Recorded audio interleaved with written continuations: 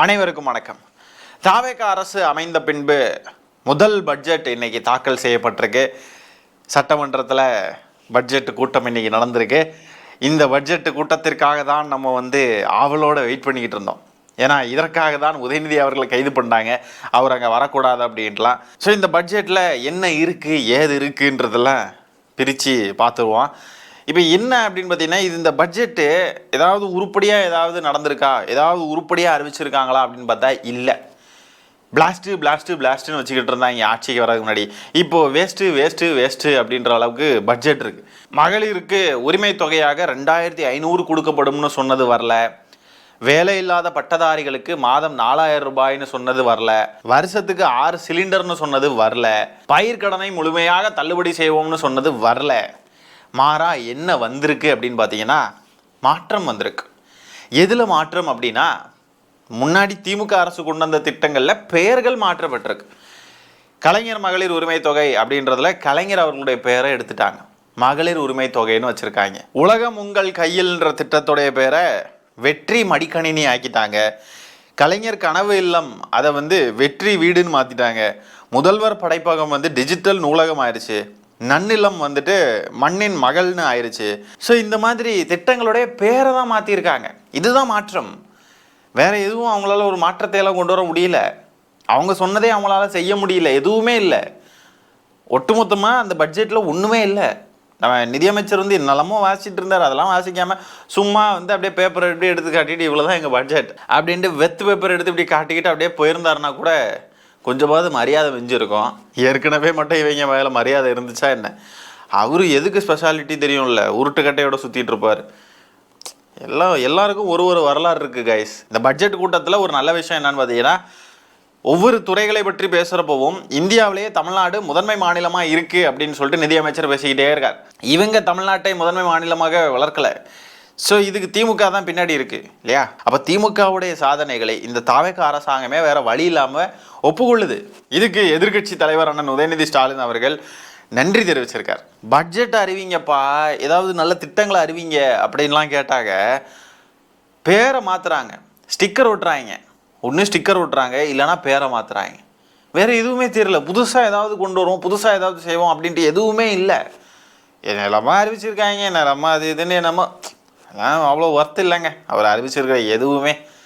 அவர் முக்கியமாக சொன்ன அந்த 2500 ரூபாயை கொண்டு வந்திருந்தால் அதில் ஒரு ஓகே சொன்னதை செஞ்சிட்டார் அப்படின்னு பார்க்கலாம். முதல் பட்ஜெட்டு அதில் அது வரவே இல்லை. அப்போ இந்த வாக்குறுதிகளுக்காக வாக்களித்தவர்கள் இருக்கீங்கள்ல, யாராவது பார்த்துக்கிட்டு இருக்கீங்கன்னா கொஞ்சமாவது இது யோசிச்சு பாருங்கள். ஏமாற்றி விட்டார் இல்லையா? எப்படி பார்த்தாலும் இது ஏமாத்தினது தானே. யோசிங்க. 6 சிலிண்டர்னு சொன்னார். நான் 6 சிலிண்டர் அப்படின்னாரு. எங்கே இவர் வந்த நேரம் சிலிண்டர் விலையெல்லாம் ஏறி போய் தான் கிடக்குதே வெளியே. சிலிண்டர் எதுவும் நமக்கு 6 சிலிண்டர் கிடைச்ச பாடு இல்லை. அது கிடைக்காது, வாய்ப்பே இல்லை. ஒரு வருஷத்துக்கு எப்படி 6 சிலிண்டர்லாம் தர முடியும்? அடுத்து இந்த பட்ஜெட்டில் முக்கியமாக நம்ம பார்க்க வேண்டியது என்னென்னா, கல்விக்காக செலவிடப்பட்ட தொகைன்றது கடந்த ஆண்டுகளை கம்பேர் பண்ணுறப்போ இப்போது ரொம்ப கம்மியாக இருக்குது.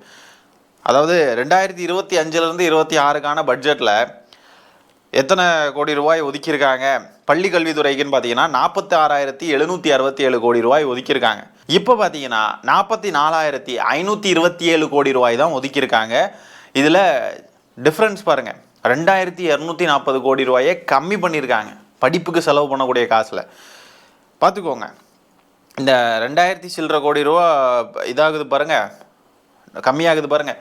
இந்த 2000 சொச்சம் கோடி ரூபா போன தடவை திமுக ஆட்சியில் பட்ஜெட் தாக்கல் பண்ணப்போ நம்ம ஒன்றிய கல்வி அமைச்சராக இருந்த தர்மேந்திர பிரதான் இருக்கார் இல்லையா, அவர் நமக்கு தரமாட்டேன் அப்படின்னு சொன்ன காசு இருக்குது பாருங்கள், அதையும் அதில் இன்க்ளூட் பண்ணி அந்த பட்ஜெட்டில் இன்க்ளூட் பண்ணி தான் நமக்கு செலவு பண்ணாங்க நம்மளுடைய திமுக அரசாங்கம். ஆனால் இப்போ பாருங்கள், அந்த 2000 சொச்சம் கோடி ரூபாயை கம்மி பண்ணிட்டாங்க.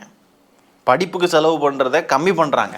நோட் பண்ணுங்கள். அடுத்தது ஹையர் எஜுகேஷனுக்கு 8,494 கோடி ரூபா 2025லேருந்து 26 பட்ஜெட் அலோகேட் பண்ணாங்க. இப்போ பார்த்தீங்கன்னா 8,393 கோடி ரூபாய் தான். இதில் 101 கோடி ரூபாய் டிஃப்ரென்ஸ் இருக்குது, டிக்ரீஸ் ஆகிருக்கு. டிஃப்ரென்ஸ்னு சொல்கிறத விட குறைஞ்சிருக்கு. படிப்புக்கு முக்கியத்துவம் கொடுக்காத ஒரு அரசாங்கம்னு தெளிவாக தெரியுது. இன்னொரு பக்கம் நம்மளுடைய நிதித்துறை செயலாளர் இருக்கார் இல்லையா, ஃபினான்ஸ் செக்ரட்டரி, அவர் என்ன சொல்கிறாருன்னா, இந்திய அரசுடைய அனுமதியோட தான் கடன் வாங்குறோம் நம்ம தமிழ்நாடு. அடுத்த 50 ஆண்டுகளுக்கு கடனை குறைக்க முடியாது, ஆண்டுக்கு ஆண்டு கடன்றது அதிகரிச்சுக்கிட்டே தான் போகும் அப்படின்னு சொல்லிட்டு நிதித்துறை செயலாளர் பேட்டி கொடுக்குறார். இதே தானே எல்லாரும் சொன்னோம். கடன் வாங்குறது தவறு கிடையாது, அது கடன் வாங்கி தான் எல்லாருமே செயல்பட முடியும்னு இதை தானே சொன்னோம். சரி விடுங்க, ஏமாத்திட்டாங்க, மக்களும் நிறைய பேர் ஏமாந்துட்டாங்க. இப்போ எனக்கு என்னன்னா, இந்த திட்டங்களுடைய பெயரெல்லாம் மாற்றிருக்காங்க. அந்த திட்டம் எதுவுமே வேண்டான்னு அதை கேன்சல் பண்ணல இல்லையா, திட்டங்களுடைய பேரை தான் மாற்றிருக்காங்க. அப்போ என்ன சொல்ல வராங்கன்னா, இதுக்கு முன்னாடி கொண்டு வந்த திட்டங்கள்லாம் ரொம்ப முக்கியமான திட்டங்கள், அது நல்ல திட்டங்கள் தான் அப்படின்றதுனால தான் அதை கேன்சல் பண்ணல. அதை கேன்சல் பண்ணால் தமிழ்நாட்டில் பிரச்சனை ஆயிரும்ன்றது அவங்களுக்கு தெரிஞ்சிருக்கு. அப்போ ஏற்கனவே இந்த திட்டங்கள்லாம் இருந்துச்சு அப்படின்னா அதோடைய பேரை மட்டும்தான் மாற்றிருக்காங்கன்னா அப்போ என்ன மாற்றம்? மாற்றம்னு மக்களை சொல்லி நம்ப வச்சாங்களே, என்னதான் மாற்றம்? அந்த மாற்றத்தை கண்ணு முன்னாடி காட்டணும்ல. இவங்க என்ன வித்தியாசமாக செய்கிறாங்க, என்ன புதுசாக செய்கிறாங்கன்றது பார்க்கணும்ல. எந்த மாற்றமுமே இல்லையே, பேரை மட்டும்தானே மாற்றிருக்காங்க. இதில் இன்னொரு ஹைலைட்டான விஷயம் என்னன்னு பாருங்கள். நம்ம முதல் பட்ஜெட்டில் தாவேக அரசுடைய 2026 to 27 ஆண்டிற்கான கடன் எவ்வளோ இவங்க வாங்க போகிறாங்கன்னு சொல்லியிருக்காங்கன்னா 1,73,000 கோடி இவ்வளோ ரூபா கடன் வாங்க போகிறாங்க அப்படின்னு சொல்லி தெரிவிச்சிருக்காங்க. இத்தனைக்கும் தாவேகா தேர்தல் வாக்குறுதியில் கொடுத்த ரொம்ப முக்கியமான திட்டங்களில் எதுவுமே வரல. இந்த நிலையிலேயே 1,73,000 கோடி ரூபாய் கடன் வாங்குறதுக்கு பிளான் பண்ணியிருக்காங்கன்னா அப்போ என்ன அர்த்தம்? இது எனக்கு புரியல. அப்போ திமுக அரசாங்கம் எவ்வளோ கஷ்டப்பட்டுருக்கோம் இல்லையா? 10 லட்சம் கோடி கடன், திமுக ஆட்சி 4 லட்சம் கோடி 5 லட்சம் கோடி கடன் வாங்கிட்டாங்க. அப்படி இப்படின்னா அவ்வளோ வளர்ச்சி திட்டங்கள் நடந்திருக்கு. 2021 to 2026 அவ்வளோ நிறைய விஷயங்கள் தமிழ்நாட்டுக்கு திமுக செஞ்சுருக்கு. இன்றைக்கி பார்த்தீங்களா, முக்கியமாக இவங்க சொன்ன எதுவுமே இல்லை பட்ஜெட்டில். ஆனாலும் 1,73,000 கோடி இந்த ஒரு வருஷத்துக்கு வாங்க போகிறாங்க. முன்னாள் நிதியமைச்சர் தங்கம் தென்னரசு அவர்கள் என்ன சொல்கிறாங்கன்னு பார்த்தீங்கன்னா, இந்த தாவேகா ஆட்சியை முடிக்கிறதுக்குள்ளே 20 லட்சம் கோடி ரூபாயாய் தமிழ்நாட்டின் கடன் உயரும்னு சொல்லியிருக்காரு. அவர் ஏற்கனவே சொல்லிட்டாரு, அவர் சவால் விட்டுக்கிட்டு இருக்காரு, கண்டிப்பாக நடக்கும் பாருங்க அப்படின்றார். அப்போ கடன் ஏறிக்கிட்டே தான் போகும். இங்கே கடன் ஏறுறதை தாண்டி மக்களுக்கு முக்கியமான நல்ல நல்ல திட்டங்கள், மக்களுக்கு தேவையான விஷயங்கள், இன்ஃப்ராஸ்ட்ரக்சர்ஸு, வேலை வாய்ப்புகள் எல்லாம் உருவாக்கி கொடுக்கறது தான் கவர்மெண்ட்டோடைய வேலை. அதை செஞ்சாலே போதும். கடன் எவ்வளோ தான் உயர்ந்தாலும் நம்மளுடைய வருமானமும் வளர்ச்சியும் அதுக்கேற்ற மாதிரி ஈக்குவலாக வளர்ந்துக்கிட்டே இருக்கும். அதுதான் இங்கே தேவை. மக்களாகிய நீங்கள் புரிஞ்சுக்கோங்க. தயவு செஞ்சு இந்த கடன் கடன் கடன் கடன் சொல்லிக்கிட்டு இருக்கக்கூடிய அந்த ட்ராப்பில் விழுந்துடாதீங்க. கவர்மெண்ட் நமக்கு தேவையான திட்டங்களை செய்தா அதை மட்டும் பாருங்கள். கவர்மெண்ட் நமக்கு தேவையானதை செய்கிறான். இப்போ திமுக ஆட்சி காலத்தில் கடன் வாங்கிச்சு, அதே நேரத்தில் நம்ம மக்களுக்கு நிறைய நல்லது செஞ்சிச்சு. நிறைய திட்டங்கள், இன்ஃப்ராஸ்ட்ரக்சர்ஸ், ஹாஸ்பிட்டல்ஸ், பஸ் ஸ்டாண்ட்ஸ், அது இதுன்னு நிறைய செஞ்சிச்சுங்க. மாணவர்களுக்கு மடிக்கணினி, அது இது நம்ம சொல்லிக்கிட்டே போகலாம். நம்ம 1-2 சுருக்கிற முடியாது திமுக செஞ்சது. அப்போ எவ்வளோவுக்கு கண்ட்ரோல்டாக கடன் வாங்கி எவ்வளோ தூரத்துக்கு எஃபிஷியண்ட்டாக அதை யூஸ் பண்ண முடியுமோ அவ்வளோ எஃபிஷியண்ட்டாக யூஸ் பண்ணியிருக்கு திமுக. ஆனால் இங்கே பாருங்கள், இந்த ஒரு வருஷத்துக்கு இவங்க முக்கியமாக எதுவுமே அறிவிக்கலை. இதுக்கே 1,73,000 கோடி ரூபாய் கடன், கிட்டத்தட்ட 2 லட்சம் கோடி ரூபாய் கடன் வாங்கிட்டாங்க அதுக்குள்ளே, இப்போ வரக்கூடிய ஒரு வருஷத்துக்கே. அப்போ யோசிச்சு பாருங்கள், இதே அளவில் போச்சுன்னா எங்கே போய் நிற்கும் 5 வருஷத்தில்? கண்டிப்பாக 10 லட்சம் கோடி ரூபாய் கடன் வந்துடும். இன்னும் 10 லட்சம் கோடி ரூபாய் வந்துருமே. இப்போ கவர்மெண்ட்டை நடத்துறதுன்றது சொப்பு சாமான விளையாட்டு கிடையாதுன்றதை தாவேகாவினரும் தாவேகாவிற்கு வாக்களித்தவர்களும் புரிஞ்சுக்கணும்.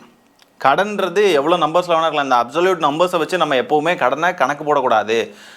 கடன் வாங்கினாலும் அதுக்கான விஷயங்கள் இங்கே நடந்திருக்கா, அதுக்கான தேவைகள் இங்கே பூர்த்தி ஆயிருக்கா, அதுக்கான மக்களுக்கான திட்டங்களோ மக்களுக்கான வேலை வாய்ப்புகளோ இதெல்லாம் கிடச்சிருக்கா, இதெல்லாம் தான் முக்கியம். தேர்தலுக்கு முன்னாடியெல்லாம் கடன் வாங்கி மக்களையெல்லாம் நாசமாக்குறாங்க திமுக.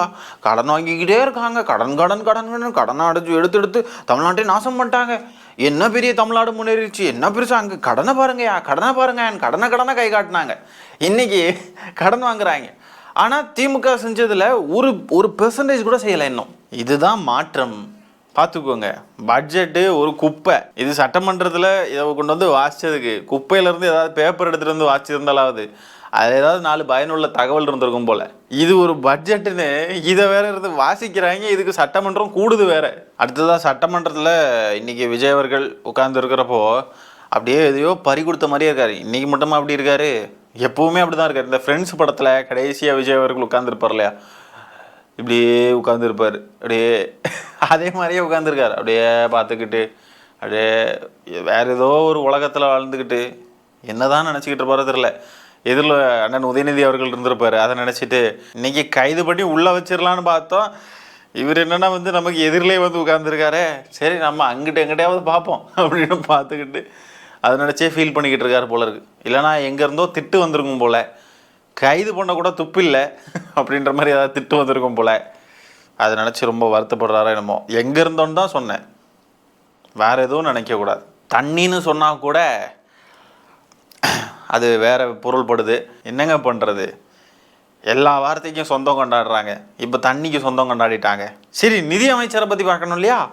முதலமைச்சரை பார்த்துட்டோம், நிதி அமைச்சர் அவருக்கு தான் வாயில் நிதின்றது வராதே, நீதின்னு சொல்லுவார். அதுக்கு பதிலாக அவருக்கு பேசுகிறப்போ வழக்கம் போலங்க அவருடைய வாயில் வார்த்தைகளே வரல, கடப்படன்னு என்னெல்லாமோ பேசிக்கிட்டு இருக்காருங்க. குறுவீடுகளை அனைவருக்கும் சம வாய்ப்பினை வழங்கி தேவையான சமூக பொருளாதாரம் உறுதி பூண்டுள்ளது. வட்டி செலவுப்பிற்கான தொகையும் இக்கட்டான சூழ்நிலையில் வளர்ச்சியுடன் இணைந்து கண்காணிப்பு முடிவான நமது அரசு ஆட்சி அமைந்தவுடன் நிர்வகித்து வருகிறது. கௌரவிப்பவர் நமது பல்வேறு விதிமுறைகள் பல அடுக்கு மற்றும் உயரமான நிரந்தரம் பார்த்து கொண்டுதான் மனிதவள முதலீடுகளை தமிழ்நாட்டு செயல்படுத்தப்பட உள்ள இந்த திட்டத்திற்காக எப்படி சூப்பரா இருக்கா? இதை விட சூப்பரா காட்டட்டுமா? ஒன்றிய அரசிடம் 60-40 பங்கீடு முறையில் 7,586 கோடி ரூபாய் ஒன்றிய அரசிடமிருந்து கிடைக்கும் என எதிர்பார்க்கப்படுகிறது. 7,580 சொல்ற 7,500 7,000 சொன்னதுக்கப்புறம் எங்கேருந்து 5,000? சரி, அது வந்து திணறிட்டாரு. சரி, அடுத்த தடவை சரியாக சொல்லிடுவார் போல அப்படின்னு பார்த்தா மறுபடியும் அதே மாதிரி தான் சொல்கிறாரு. 7,500 அப்படின்னு ஆரம்பிக்கிறார். 7,586 கோடி ரூபாயா? அப்படி ஏதாவது நம்பர் இருக்குது? யாராவது தெரிஞ்சால் கமெண்டில் பதிவு பண்ணுங்க. நமக்கு தெரியலப்பா, இப்படி ஒரு நம்பரை நான் என் வாழ்க்கையில் கேள்விப்பட்டதில்லை. இந்த மாதிரிலாம் எந்திரிச்சு நின்று பேசினா முதலமைச்சர் மாட்டிப்பார். அவருக்கு பேசவே வராது இல்லையா? அதனால தான் அப்படியே நமக்கு எதுக்கு வம்பு அப்படின்ட்டு அப்படியே பார்த்துக்கிட்டு வேறு எதையாவது யோசிச்சுட்டு வேற ஒரு உலகத்துக்குள்ளவே வாழ்ந்துக்கிட்டு இருக்காப்புல. விஜய் அவர்களால் எதுவும் பேச முடியாது, பதிலளிக்க முடியாது, அவர் கேவலப்பட்டுக்கிட்டு இருக்காரு, அசிங்கப்படுறாரு அப்படின்றத தெரிஞ்சுக்கிட்டு நேற்றுக்கு பனையூரில் தாவேக்காவுடைய எம்எல்ஏக்கள் கூட்டம் நடந்திருக்கு. அதில் அமைச்சர் ஆதவர்ஜுனா என்ன தெரியுமா சொல்லியிருக்காரு? சட்டமன்றத்தில் எதிர்கட்சி தலைவர் உதயநிதி அவர்களுடைய கேள்விகளுக்கு இனிமேல் முதலமைச்சர் பதில் சொல்லவே கூடாது, அமைச்சர்களாகிய நாங்களே பதில் சொல்லிக்கிறோம், அவை முன்னவரான நீங்கள் தீர்மானம் கொண்டு வாருங்கள் அப்படின்னு சொல்லிட்டு செங்கோட்டையன் அவர்களை பார்த்து சொல்லியிருக்கார். இதுக்கு தீர்மானம் கொண்டு வரணுமா? எதுக்கு? விஜய் அவர்கள் பதில் சொல்லக்கூடாதான் எதுக்குமே. எதிர்கட்சி தலைவர் கேட்குற கேள்வி, எதிர்கட்சி தலைவர் கேட்குற கேள்விக்கு முதலமைச்சர் தானே பதில் சொல்லணும். அதுதானே மெயின், அதுதானே முக்கியம். இது என்ன இது? எதிர்கட்சி தலைவர் பின்ன யாரை பார்த்து கேள்வி கேட்பாரு? முதலமைச்சர் தான் முக்கியமாக கேள்வி கேட்பாரு. அதுக்கு பதில் சொல்ல மாட்டோன்னு ஓடி ஒளிகிறாங்க. பார்த்தீங்களா? இப்போ கைது பண்ணது இதுக்காக தான். ஆனால் உதயநிதி அவர்களை கைது பண்ணினது இதுக்காக தான் அப்படின்றத இதை விட டைரக்டாக சொல்லவே முடியாது, பதில் சொல்ல முடியாது. முதலமைச்சரால் கேள்விகளுக்கு பதில் சொல்ல முடியாது. அதனால தாங்க பிரஸையை சந்திக்கிறது கிடையாது.